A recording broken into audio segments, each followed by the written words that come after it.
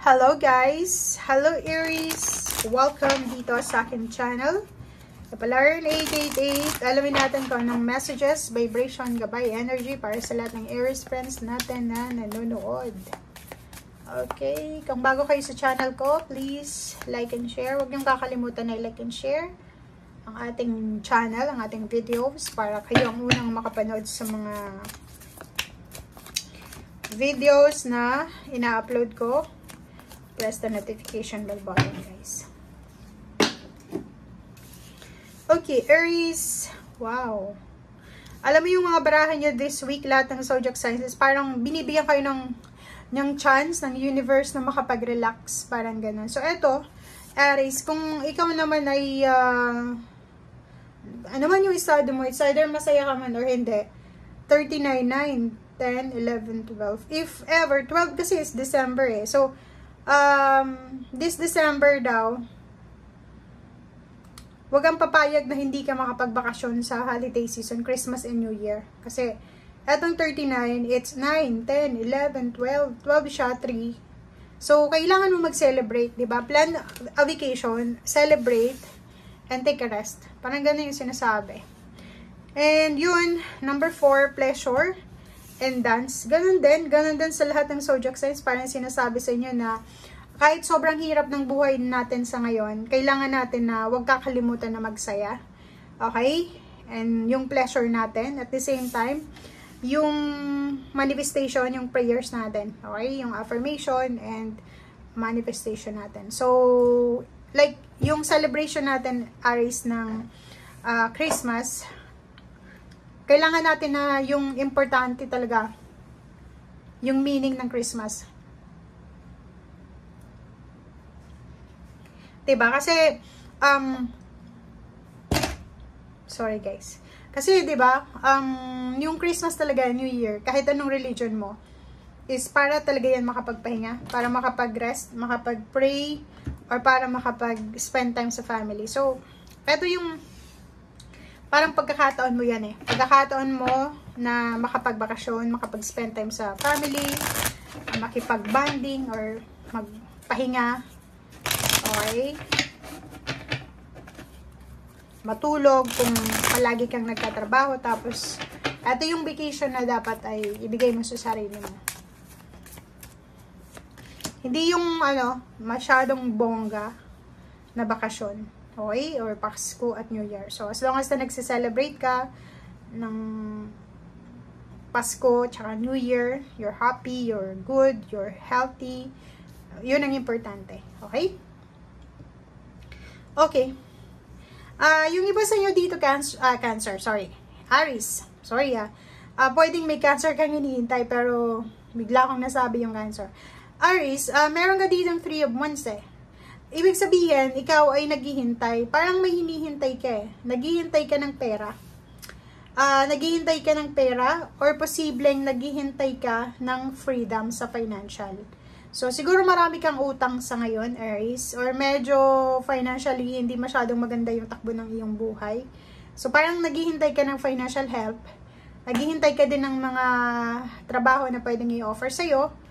Or posibleng naghihintay ka na makalaya na dito sa financial problems na pinagdadaanan mo. Okay.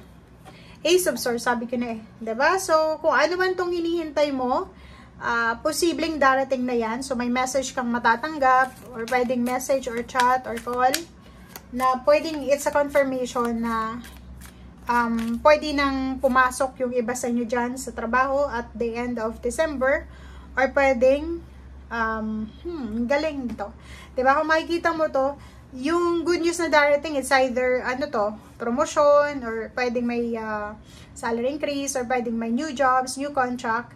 And at the same time, ang good news dito is tungkol sa mga relationship na nasira.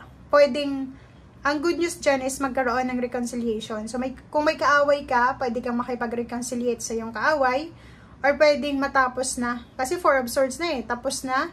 And 10 of Swords, ganun din eh. So, may moving on, new beginnings to para sa inyong lahat, Aries. May mga relationship na magsisimula, may magkuklose na relationship, may trabahong magkuklose, may trabahong magsisimula. Okay, ano pa ba?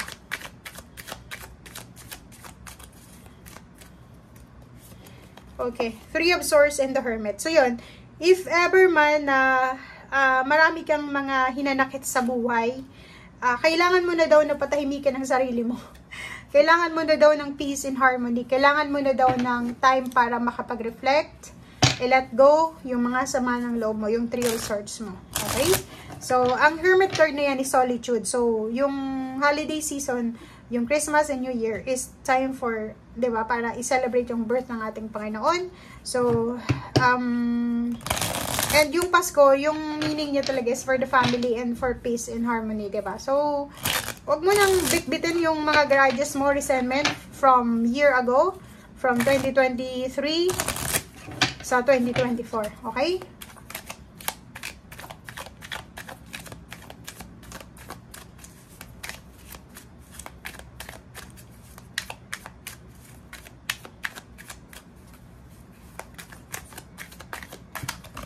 Okay. Empress card, take care of your health. Oh, 'di ba? So parang ganun yung sinasabi ng baraha sa iyo. Focus ka. Oh, tingnan mo 'to. Aries. Ito yung manifestation ng baraha mo, ang 3 cards na 'yan. Ibig sabihin niya, kailangan mo yung Queen of Swords na mag-focus ka sa abundance. Focus ka sa health mo. Focus ka sa family mo. Focus ka sa kung ano yung abundance mo. Ano ba yung prosperity para sa iyo? Saan ka ba masaya? Ano ba yung nagbibigay lakas sa'yo? Sa health. Una, health mo. Alagaan mong mabuti yung health mo. Alagaan mong mabuti yung relationship mo. Kung may trabaho ka. Kung wala kang trabaho, alagaan mo yung sarili mo, yung physical health mo, yung body mo. Kasi ito yung puhunan mo para makakuha ka ng trabaho. And, wag ka nang masyadong mag-focus dito sa mga away, competition, parinigan, mga nangyari 4 years ago, 4 months ago, yung mga away na to, let go mo na siya. Okay? Let go. And mag-focus ka sa kung ano yung kailangan ng focus sa sarili mo. Mag-focus ka kung saan ka magiging masaya. Focus ka sa new beginnings.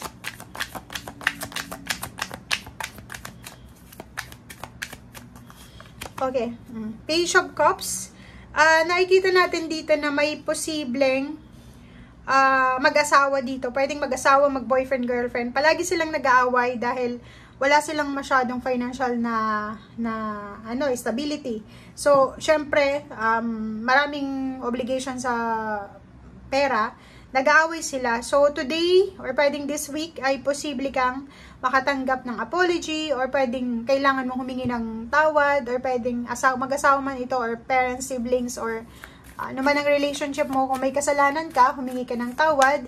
And if sila yung may, di ba? O kasi kung dadalhin natin itong Three of Swords na ito palagi, yung bit mo siya, dala-dala mo yung mga stress mo, sa buhay. Araw-araw mo yan bit, parang etong Seven of Swords na ito is parang yung happiness and yung peace and harmony sa buhay mo, nanakawin yan eh. Di ba? May nakita ba kayong palaging galit na masaya? Wala, di ba? May nakita ba kayong ang daming kaaway niya na masaya? Wala. Kasi, una-una hindi yan makatulog sa gabi. Pangalawa, napakaikli ng ano yan eh, ng circle ng friends. Kasi, umiiwas yan sa kaaway niya or gano'n pa man. So, ang baraha mo, this week ay parang sinasabihan ka na, bakit tayo masyadong nakafocus sa mga past issues, past events. Bakit mahirap na mag-move on? Kasi yung baraha mo is parang nagsasabi na ang dami-daming blessings eh. Kasi may Ace of Swords, and then Queen of Pentacles kayo. Nandun ka sa labas ng bahay nyo, or nandun ka sa window, sa pintuan. Nasa labas ka ng comfort zone mo eh. Ready ka na salubungin yung blessings and biyaya. Blessings or biyaya, abundance and impress. Kaso lang, parang may hadlang. Baka hindi mo napapansin, masyadong napakalaki ng grudge mo sa puso mo.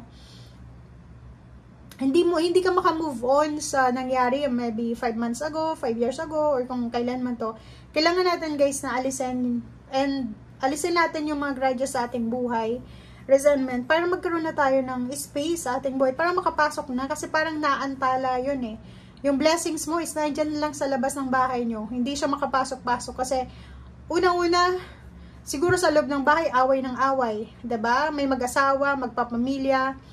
Yung blessing parang minamalas na pamilya kasi away dito, away doon, pinag-aawayan yung pera, pinag-aawayan yung inheritance, wala namang dahilan na pwedeng pag-awayan pero nag-aaway-away sila. So, yung swerte, yung biyaya, ay nandun lang sa window nila. Parang naghihintay lang yung biyaya at swerte, naghihintay lang. Kailan kayo matatapos yung away ng pamilya na to, ng Aries? Kailan ba sila matatapos? And then, once na pagod na yan, lilipat yan sa ibang bahay. 'Di ba? Napansin nyo ba? May napansin kayo na magpapamilya, palaging nag-aaway-away, tapos biglang swinerte yung isang kapitbahay. Kasi doon lumipat doon tumambay. Okay? So, thank you guys and see you again. Bye!